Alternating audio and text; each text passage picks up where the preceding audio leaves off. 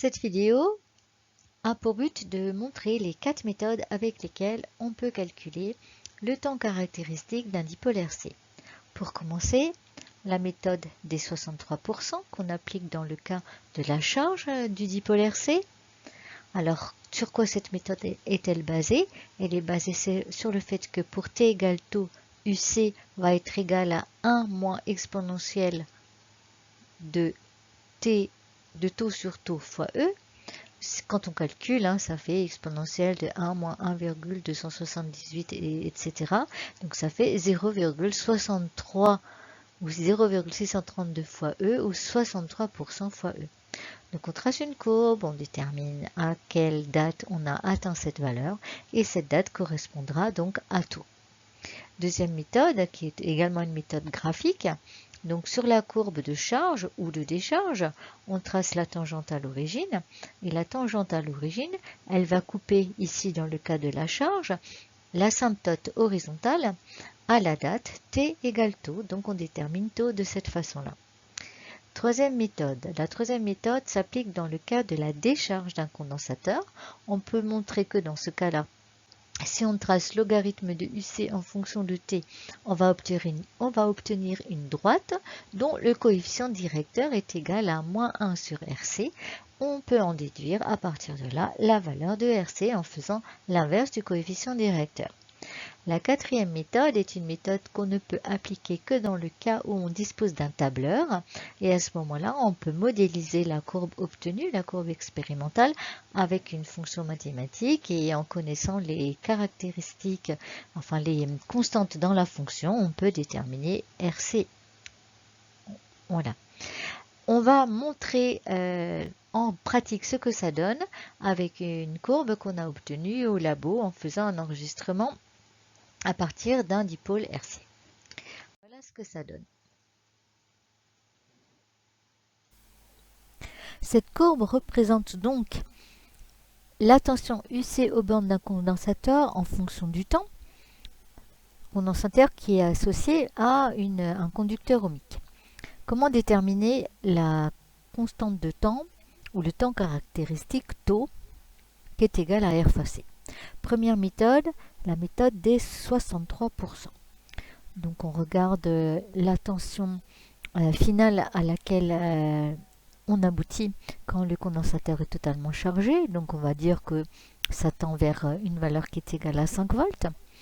Donc 0,63 fois 5 correspond à 3,15.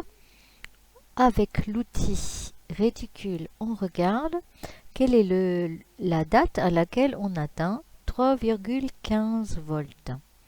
Donc 3,20, 3,15, voilà. Donc ça fait 624 millisecondes. Voilà la première méthode.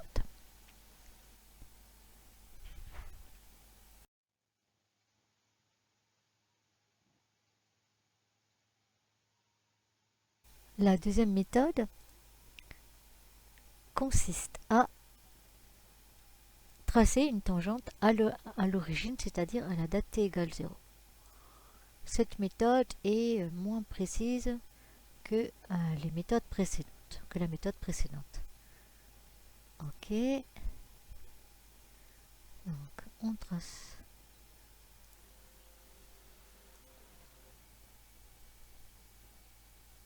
Voilà. Donc on trace la tangente ici. Et on trouve, avec une lecture graphique, que on a à peu près 0,6 secondes. Donc voilà, ça c'est la méthode des tangentes. La quatrième méthode consiste à modéliser la courbe obtenue. Cette méthode ne peut se faire que quand on dispose d'un tableur comme Regressi ou Excel. Donc on modélise la courbe obtenue avec une fonction exponentielle qui est ici, voilà.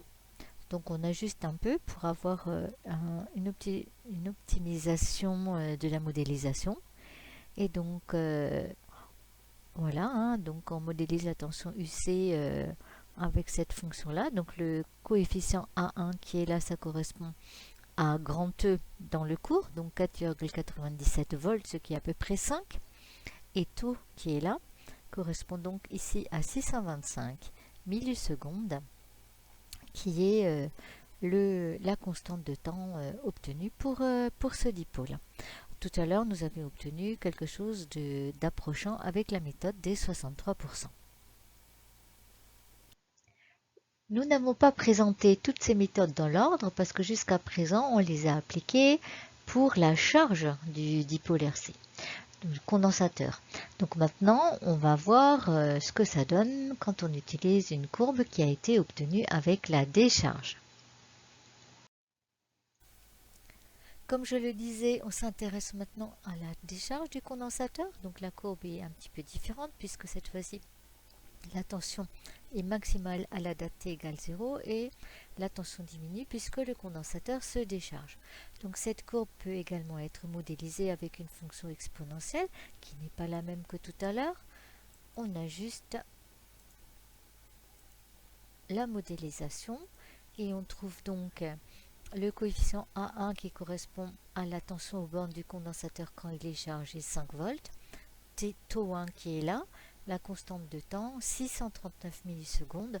On voit qu'à peu de choses près on trouve la même constante que lors de la charge. Dans le cas de la décharge, on peut appliquer la troisième méthode qui est la linéarisation. Donc cette fois-ci, au lieu de tracer en fonction de t, u, on peut tracer logarithme de u